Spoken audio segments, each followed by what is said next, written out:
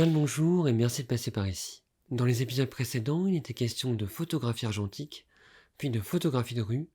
Aujourd'hui, je vais vous parler d'inspiration en photographie. Vaste sujet. Oh, combien de fois j'ai entendu « j'ai pas d'idée, ça m'inspire pas, je bloque complètement ». D'ailleurs, peut-être même vous-même avez déjà ressenti ce genre de sentiment. J'ai envie de répondre, c'est un peu normal de ne pas toujours être inspiré.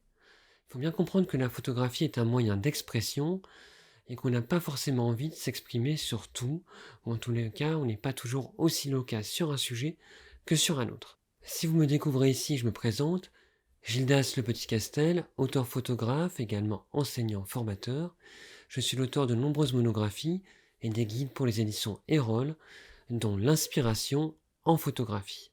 Alors j'en profite pour vous rappeler également ce petit livre, Notes pour expirer des images, qui n'est pas vraiment la suite de l'inspiration en photographie, mais plutôt un complément, écrit de manière assez libre avec de nombreux aphorismes et des petits textes pour penser autrement et pratiquer autrement la photographie. Mais assez parlé de moi, et revenons sur les 3 choses à ne pas faire pour s'inspirer. 1. Ne pas faire du copier-coller. Alors, on va pas commencer à rentrer dans un débat de voilà, un tel a copié un tel, regardez, l'image est quasiment identique, blablabla, etc., etc. C'est pas du tout le propos de cette vidéo. Tous les exercices du type à la manière d'eux sont intéressants pour notamment comprendre comment on travaille, pour voir un petit peu ce qui peut nous correspondre, pour expérimenter, pourquoi pas. Mais en tous les cas, ces exercices ne vont pas vous aider à trouver votre propre écriture. Être auteur-photographe, c'est avoir une écriture singulière. Il ne faut donc pas chercher à reproduire des codes, mais à trouver vos propres codes afin d'avoir votre identité. Albert Einstein l'a très bien dit, sois la voix, pas un écho. Alors c'est vrai que parfois on a tellement envie de montrer qu'on maîtrise plein de choses qu'on devient finalement un caméléon. On va montrer ses influences, on va montrer qu'on a compris, qu'on a enregistré, et on va venir se diluer dans plein d'expressions qui finalement font qu'on ne ressemble plus à grand chose. Regardez, je sais faire du F64 à la Ansel Adams. Regardez, je sais saisir les instants décisifs à la Henri Cartier-Bresson. Regardez mon ombre comme ça, on dirait du Viviane Meyer. On pourrait aussi peut-être parler de Lee Friedlander.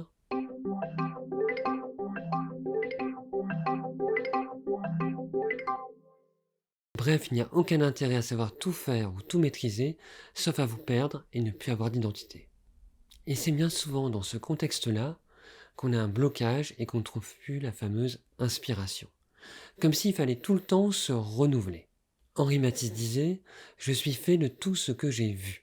La culture est une source extrêmement importante pour rester motivé, pour voir les possibilités, voir jusqu'où on peut aller, voir même ce qu'on peut dépasser. Et ça ne doit certainement pas devenir un frein parce qu'on se sent inférieur ou parce qu'on n'arrive pas à copier des gens qu'on ambitionne. Alors là, je vous parle un peu de prise de vue, mais on peut également parler du post-traitement. Avec tous les presets qui existent pour imiter un tel ou un tel, on peut coller un rendu Moriyama en une fraction de seconde, et ainsi on pense qu'on fait du Moriyama. Évidemment, un rendu n'est pas tout, il y a le fond et la forme. 2. Ne pas attendre une occasion. Combien de fois j'entends « Oh bah là je fais pas de photos en ce moment, j'ai pas trop d'idées, mais ça va bientôt aller mieux. Je pars en voyage dans quelques jours, et à New York, pas de problème, j'aurai plein de sujets, je vais faire plein d'images, ça va être super. » Il est évident que si vous attendez une occasion comme ça pour faire des images, vous allez certainement produire de belles cartes postales, mais c'est pas pour autant que vous allez réussir vraiment à vous exprimer. Jean-Luc Godard disait « L'important n'est pas d'où vous prenez les choses, mais où vous les emmenez. » Alors je reviens un petit peu à ma comparaison de tout à l'heure avec la page blanche. L'écrivain, il part de son esprit, de ce qu'il a dans sa tête, pour le coucher sur le papier. Le photographe, il part de quelque chose qui est devant lui. C'est-à-dire que le photographe ne travaille pas vraiment sur quelque chose, il travaille à partir de quelque chose. Le sur quoi il travaille, c'est sur lui. C'est ce qui va amener sa singularité. Ce qu'on attend de vous, c'est votre point de vue avec votre sensibilité. Alors ce qu'il faut, c'est réussir à retirer ses œillères et regarder tout ce qui est autour de soi en permanence. Alors donnez-vous des contraintes, on dit bien pas de jeu sans règles, Et par exemple, obligez-vous à photographier chez vous pendant une journée toutes les choses que vous connaissez par cœur.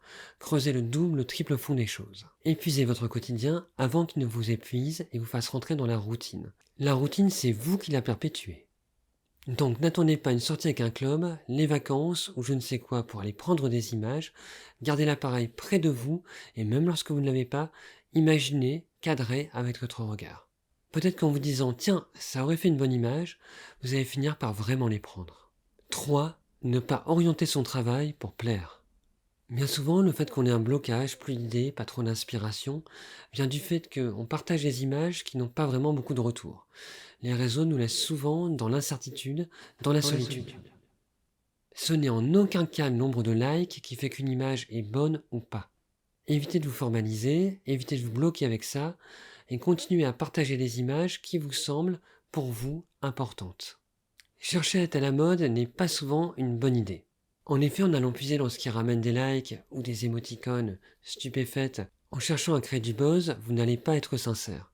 Et ce manque de sincérité va rapidement vous bloquer. Se lancer dans la création d'une série par rapport à une tendance qu'on a remarquée sur internet ou dans un magazine vous fera de toute façon toujours arriver après. Cherchez en premier lieu ce qui vous plaît et vous procure du plaisir lors de votre pratique photographique. J'ai par exemple le souvenir de quelqu'un qui allait participer à une lecture de portfolio avec un photographe que je connais bien personnellement et qui du coup me demandait ce qu'il pourrait lui présenter pour que ça lui plaise. Oh no! Là, on n'est pas du tout dans la bonne démarche, c'est-à-dire qu'on va vraiment essayer de coller à une identité qui ne nous correspond pas forcément. Et encore une fois, c'est pas parce que quelqu'un dira ah oui, ça ressemble à ce que je fais, qui va adhérer déjà de un et qui va vous dire c'est bien, continuez en cette voie. Il faut trouver votre voie, encore une fois, ne restez pas un écho. Vous l'aurez compris, le problème de l'inspiration en photo vient souvent d'une frustration. Il faut réussir à dépasser cette frustration, comprendre que la photographie est avant tout un plaisir, pas une compétition, et après prendre le rythme de créer selon ses envies. Pensez photo, mais pensez aussi à vivre. Je crois que c'est Cartier-Bresson qui disait « Vous n'aurez qu'à vivre, et la vie vous donnera des images ». Je vous dis à très bientôt pour un nouvel épisode consacré à une toute autre thématique.